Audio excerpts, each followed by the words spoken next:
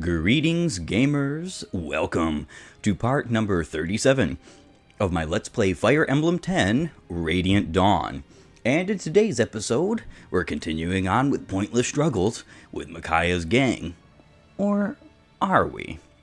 This is pointless. The Galleon soldiers just keep coming, no matter how many we take down. If we keep this up, both sides will take horrible casualties. I can't find an opening. If only I could find one weak point, we could break through. These guys are really clever. They must have a veteran commander to use a strategy like this. Ran off, but what about General Scrimmer? Isn't he supposed to be back at the army? You know how he is. I've got 6 strong men trying to keep Scrimmer from coming out here. All right then, we'll show these Bjork a real fight. We should regroup and... Wait, look over there. All troops, lower your weapons. I'm going to propose a ceasefire to the Leguz Alliance. I've seen that black armor before. You're with the Dayan army. Why is Dayan attacking us? Are you the general of this army? I am Micaiah, a general of the Dayan Royal Army. Wait, you're the one in command? My king, Peleus, has decided to answer Begnion's request for help in fighting the Leguz Alliance. You have no chance for victory. Further bloodshed is meaningless. Please surrender while you can. Do not insult us, tiny Bjork. We'd rather die than surrender. Behind you lies the Begnion army. In front of you is the Dayan army. You've nowhere to run. Well, I guess we'll just have to chase you down like cattle and press on. Sounds good to you, Scrimmer? What in the goddess's name was that? Get back, Micaiah. That roar, that must be a lion. Lion Leguz are stronger than the cat or tiger Leguz we've been fighting. Hey, is that you, Soth? You look so much older now. Bjork grew up so fast. Just like Ike. Remember him, Soth? What? So Commander Ike really is fighting with you? Let's just say you shouldn't assume that you can see all of our troops. Soth, if you care for this girl at all, get her and her men out of here. That's my only warning to you. Wait. Stop, Micaiah. If we chase them, they'd kill us for sure.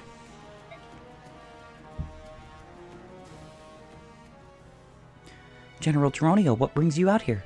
Has something happened to the king?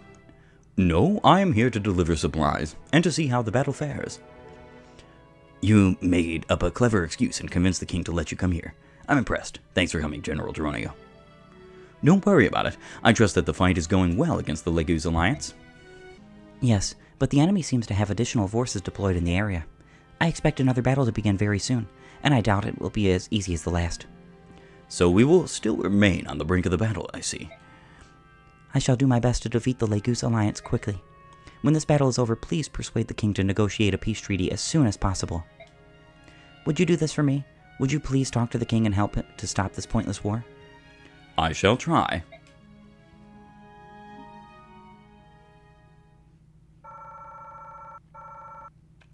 And an incredible amount of bonus experience points this party has. I'm not going to be using it all on said unit, hopefully. Hopefully. With the way that bonus experience points descales, or scales in this game, I don't know how exactly you'd put it. That's very deceptive. You're not looking at, what is it? What would that be? 219 levels? Something of that sort. I don't really care. Either way, I know that battle is complete. The Dayan army takes to the field and deals a heavy blow to the army of the Leguz Alliance. This sudden aggression shocks the Alliance like a lightning bolt on a clear day. With their only avenue of retreat blocked, the forces of the Leguz Alliance begin to despair. As the last shred of hope is fading, Scrimmer appears before his troops and rallies them on, bolstering their failing strength. Galleon morale is further improved by the appearance of Tibarn and Ike's forces, who aid the Beast Army with talon and steel.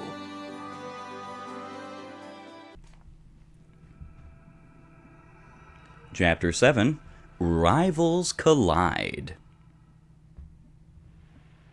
That night, east of the Raban River.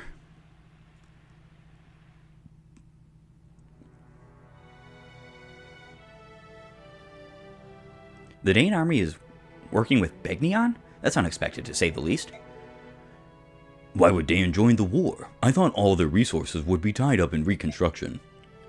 Yeah, that bothers me too. There's something weird about all this. Didn't Dayan resent Begnion's occupation?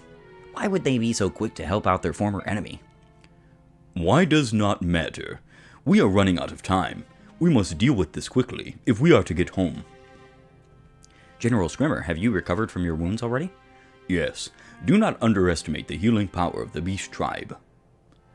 All right, everyone's here. Let's begin the meeting. The immediate threat is the Dayan army. They're dug in around the area that we'll have to use to cross the Raban. Maybe we can find another spot to cross? No, we can't afford it. If we waste any more time, the Central Army will catch up to us. If that happens, we're dead. Randolph, tell me your impression of the Dayan army. Anything special? Well, there weren't very many of them, but their morale was really up there. Their commander seemed very clever as well. It must be the Maiden of Dawn. Who? She was the hero of the recent Dayan uprising. Micaiah is her name, if I recall correctly. Supposedly, she has performed miracles and turned many losing battles into victories. An interesting figure. Miracles? I'm finding that a bit hard to swallow. Are you sure about that? Who knows? Personally, I doubt it. All I know is that the Dayan army believes in her miracles, which makes her dangerous. This Maiden of Dawn is supposed to be the savior of Dayan, whose miraculous powers freed their people from tyranny. In other words, her followers are fanatics who see her as a goddess. She will make a formidable enemy. If we attack them head on, the fighting won't stop until one side is decimated. There's got to be another way to avoid that. What about a decoy force, like we've used in the past? The decoy only worked because the enemy didn't expect it. I wouldn't count on the same strategy working twice. Not necessarily. The Empire assumes superiority over all other countries. Begnion is only using the Dayan army as a pawn to stop us, and likely won't care if it is destroyed in the process. As such, the Dayan army is most likely uninformed about our past tactics. You might have a point there. I went scouting after the fog cleared, and their forces looked really unprepared to fight us. They had no ballista, and they hadn't fielded many fire mages. It felt like they didn't know a thing about fighting Legus. Then we should definitely have a decoy force hit them head on, while the bulk of the army crosses the river in the meantime. I'll head up the decoy force then. The armies of Gallia and Phoenicius can cross the river while we fight. I'll go with you, Ike. Dayan would be suspicious if they didn't see any Legus in the enemy force. Sounds like a plan to me. Take some of my men as well if you want. I don't want their talents getting dull. The Legus Alliance may have lost the war of might, but we haven't lost the war to save the lives of our brothers. This fight will be ours. Yes, with the fangs and wings of the Legus and the knowledge of the Bjork, we will return home. Dayan cannot stop us now, just as they could not stop us during the Mad King's War. We can do this. So many voices to keep in tune with. So it happens to be that I have a very rare and precious item in my possession. Which one of you thinks you deserve a gift? Ooh, me, I want it. No, Captain, you should give it to me. After all, I'm your faithful servant. What? No way. That stuffy know-it-all doesn't need it. Look at me. I'm so tiny and helpless. I need all the help I can get. You wouldn't want me to get hurt, would you? A stuffy know-it-all, you say? How dare you, madam? Captain Renoff, you know that rewarding her behavior will only encourage her to act up in front of others. Have I not always followed your orders without question? Both quickly and effectively?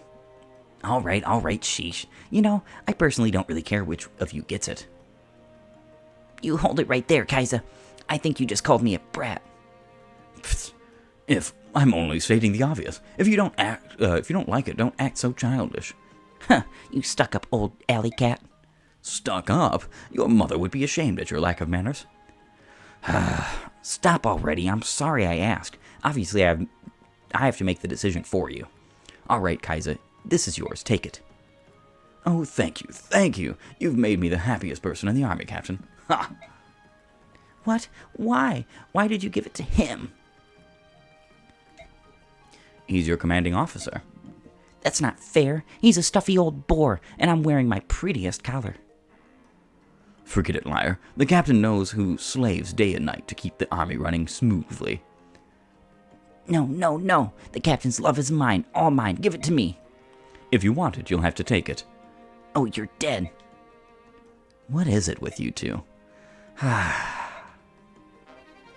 And got a sellable. Nice. I appreciate all things that I am capable of selling. Shinon and Titania. I kind of want to keep... I mean, this is a very good defensive support, but... I don't know. Har doesn't really need a support right now. So I'm guessing it's okay. I can just support him with somebody else later on. I still think Icon Miss support is fantastic, and I'm very glad I have it. But with that being said, I have quite a lot of managing to do, and as you can see, I am no longer with Micaiah's team. This is going to be a very interesting chapter, and I cannot wait for it to unfold. I will see you all in just a few. And I am back with just one thing to do. Man, I kind of really would like to forge throwing weapons. There is throwing lances I can forge now, but I think what I'm actually going to do is forge another sword for good old Mist, because she desperately needs yet another sword. That's going to sound kind of strange, but the reason being is because, well, it would just be, I think, smart for her to have another weapon besides her floret to deal with. She needs some stronger weapons, and this is actually going to be hilariously cheaper, if I'm not mistaken, than just outright buying really expensive swords. Then again, the steel blade, I mean, it's got so much less hit. So I am going to be forging for her a steel sword. I think this is fine. Gold would be nice. Yes, I am definitely going to use a coin. Hopefully it's something fantastic, because lately it's not been. +1 might, +10 hit. Hey, I'll take it. That's pretty darn good. And this is going to be called...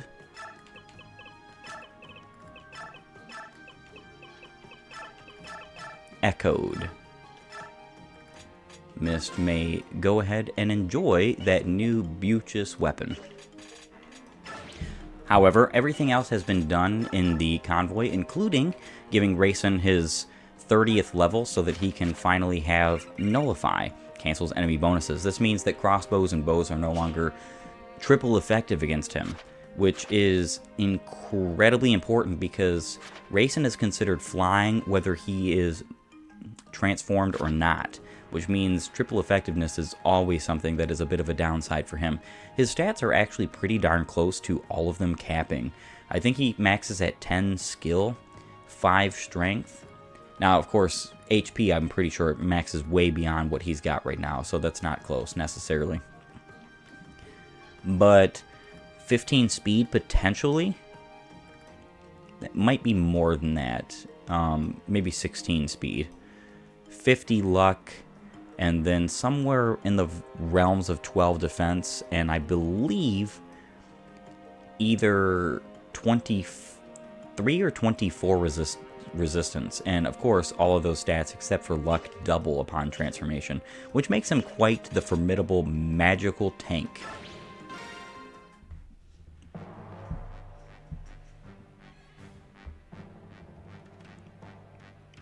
The Lagoos failed to cross the river. This is their last chance to try.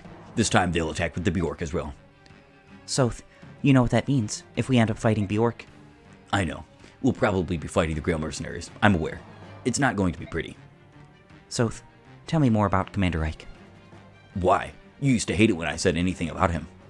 I want to know more about the man I'll be fighting against. What kind of person is he like? Well, let's see. He's generous. He doesn't care about petty things. He holds no prejudice against Legus, nor does he care about the opinions of the nobles. He's a master swordsman.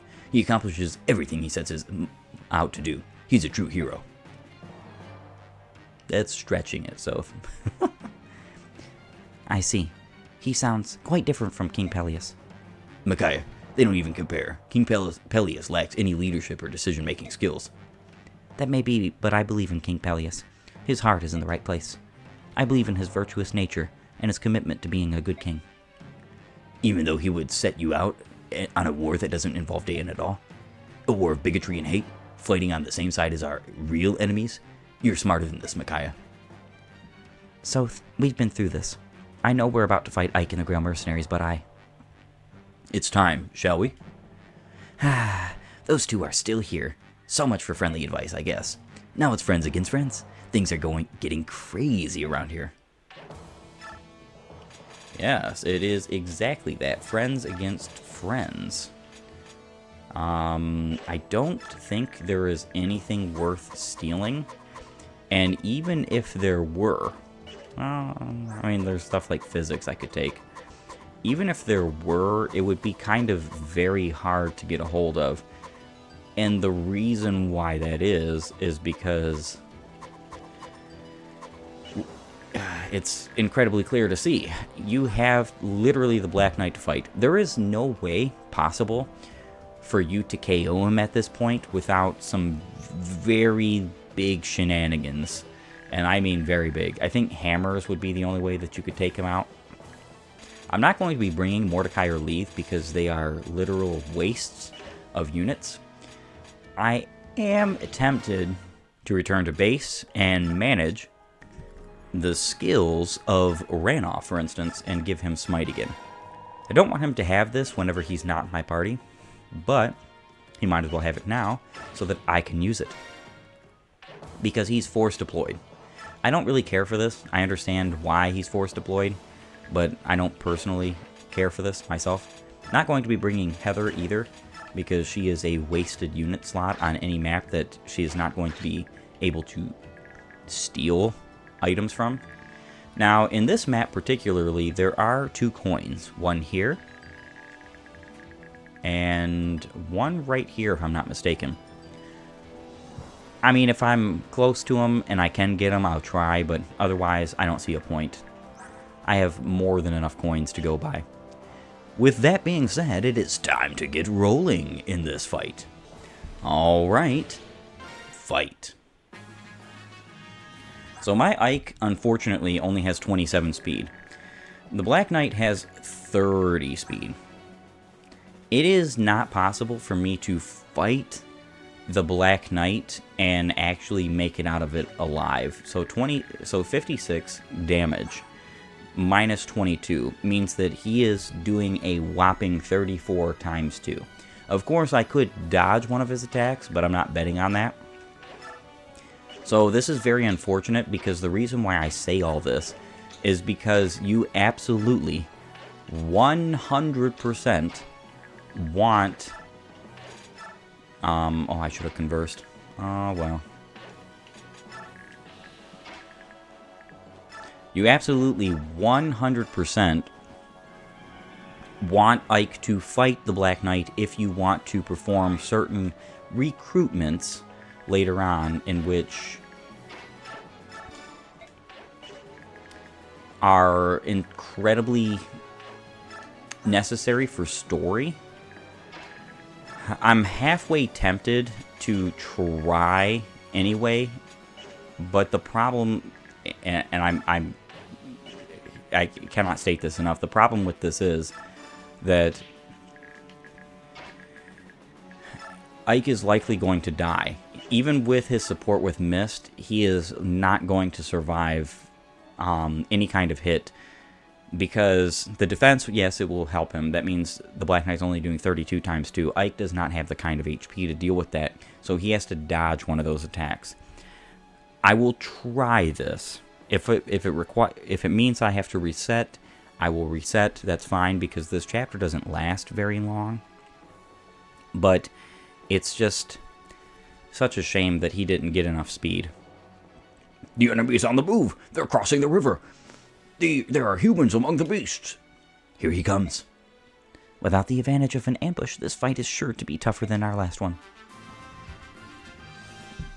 It is very clear to me who the bad guys in this game are. And I would definitely say these guys are proxy bad guys. They're not exactly bad guys, but they are definitely in the realm of being such. Alright, Ike. You can go ahead and keep that equipped.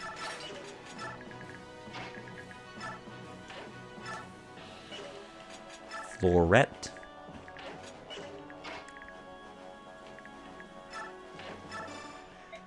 Some good old conversion, or conversing. And I think Shadow is fine. Actually, you know what? I'm going to put on a Wind Edge. I do believe, yes, Titania already has her double S rank, so it doesn't matter what weapon I use. One thing I will do is attack you, get you out of the way. Some of my units might be in the range. Okay, no. Only Har will be in the range of him. That's actually very nice. I appreciate that. So I'm going to smite you. And then Vigor for you. Move you over here.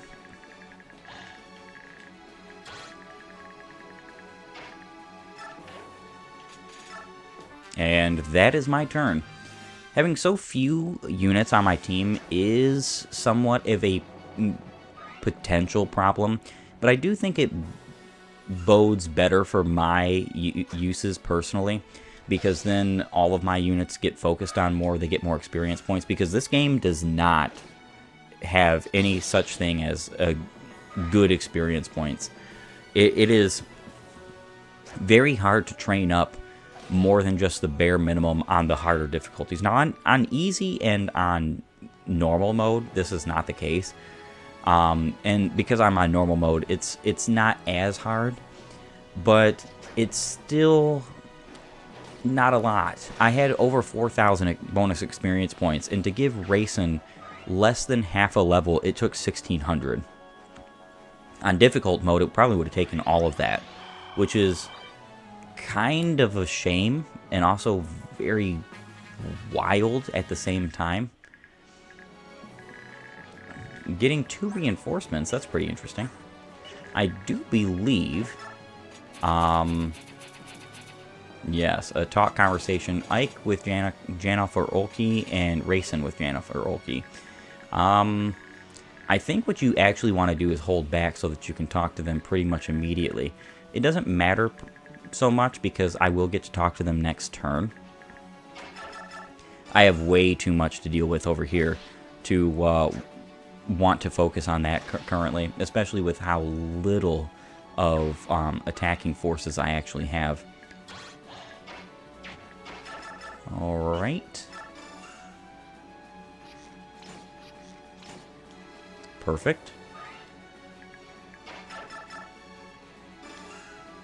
And you are doomed, Mr. Dayan.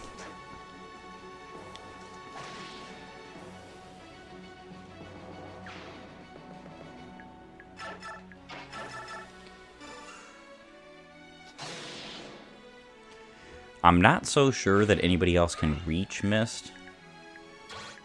The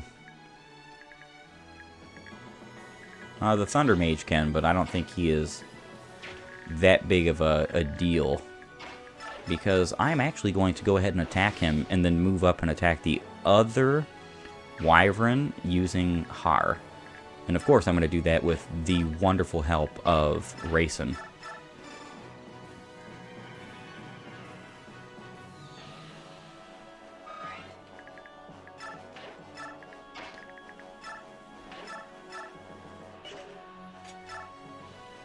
Alright, 22 times 2, that's nice. I'm going to keep a ranged weapon on him so that he can go ahead and deal with this Wind Mage as well as the short axe wielding warrior there, because I'm almost certain... Okay, hand axe. Not a short axe, but, you know, same basic concept.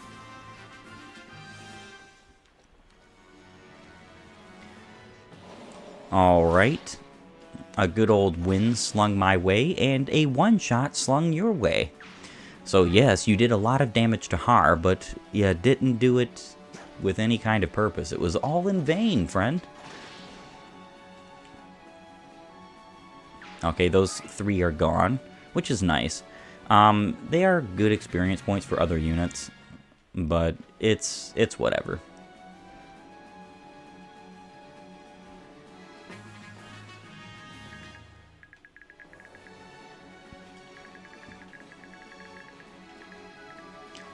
I do want to say that I'm supposed to talk to...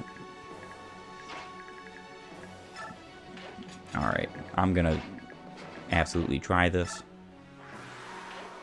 Smite.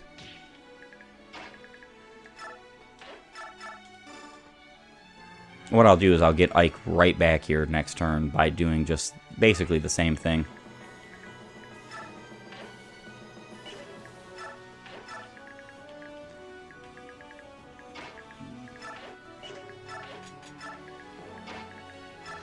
And attack you.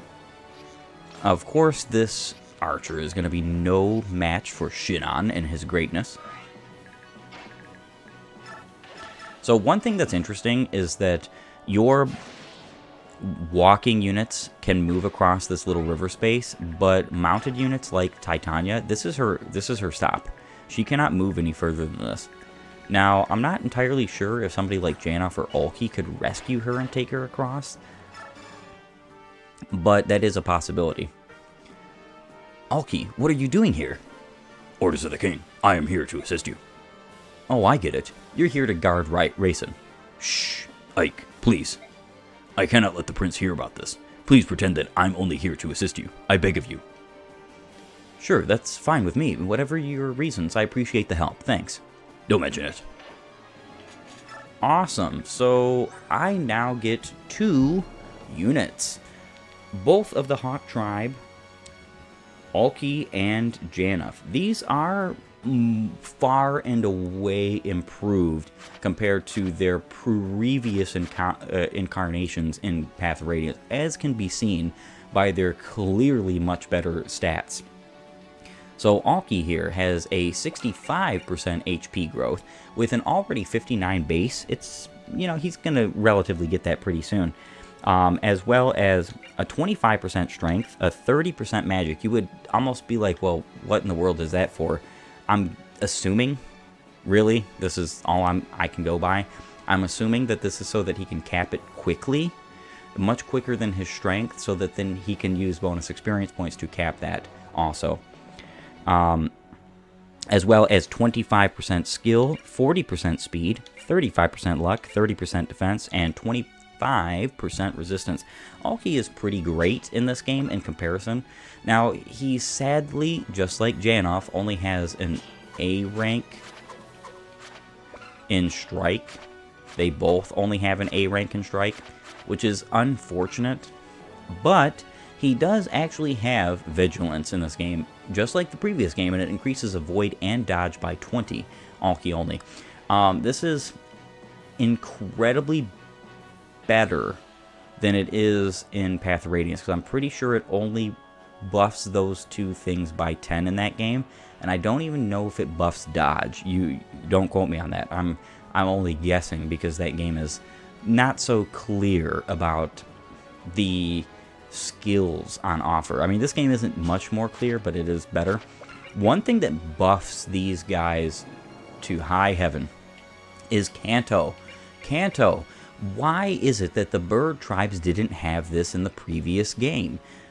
Granted, you could get the Night Ring, and I always do, and I always give it to Rayson, but, you know, only one unit can use that at a time, so he gets Canto using that, but the problem is that all of your flyers should have it, and the reason why I say this is because the bird tribes in Path of Radiance are just so much worse than the beast tribes. So much worse. I mean, of course they can fly, and there's some use to that, but Kanto in this game buffs them much more than just the little bit of statistic increase that they've gotten, especially from the fact that Vigilance and the wonderful counterpart skill that Janov has are good, but they're not enough to make these units great. It's a combination of everything. They're good stats, they're good skills, as well as Kanto just gives them all around a really great time, especially considering that he comes with a Satori sign, so that he could get Tear. I believe it's Tear, it's not Rend. I believe it's Tear. Is his class ability, class mastery. He actually has some pretty good stats, and not that bad of a unit. I have used Janov and Alki before in Radiant Dawn and have actually enjoyed them quite a lot. Now, Janov is a little bit better than Alki. Alki has the better speed, and even though he has less luck, he actually has much better dodge and much better avoid than Janov, because as you can tell, Alki doesn't even have his peak biorhythm, but Janov does, and he still has better avoid. Now, the thing is that Janov has better skill and better strength. So he's going to do way more with that pitiful 8 might talon. And he also has some pretty considerably different growth rates. So where that comes into effect is 55% HP, 40% strength. So he actually has a pretty significant strength growth. He's actually going to cap his strength without bonus experience points necessarily. And then, following that, he has 15% magic, 45% skill, only 25% speed. This is a downfall of Janov compared to Alki. 50% luck, 35% defense, and 10% resistance. And he also comes with the Wild Heart skill. However, I'm going to be selling this because after figuring out that it just halves your bonuses upon transformation instead of doubling them, so you get 1.5 times instead of 2 times your transformation bonuses, I don't find this to be all that useful. Now, he does come with Insight, increases hit by 20 and vision by 5. So this is vision in fog, 5 spaces. This is pretty good, especially because I don't believe thieves have this innate ability in this game. But also coming with Kanto, the same things apply with him. Pretty fantastic. Now, you do have to be careful. No matter how bulky Janov and Alki both look like they are, and they are pretty bulky for this time in the game, they will still die to one shot to any crossbow, and that's kind of a shame. However, with that being said, I think this is a perfect and wondrous time to end off this episode. I want to thank you for joining me. If you like my content, please upvote and follow, or like and subscribe, depending on your platform. And while you're at it, have a great and glorious day gaming.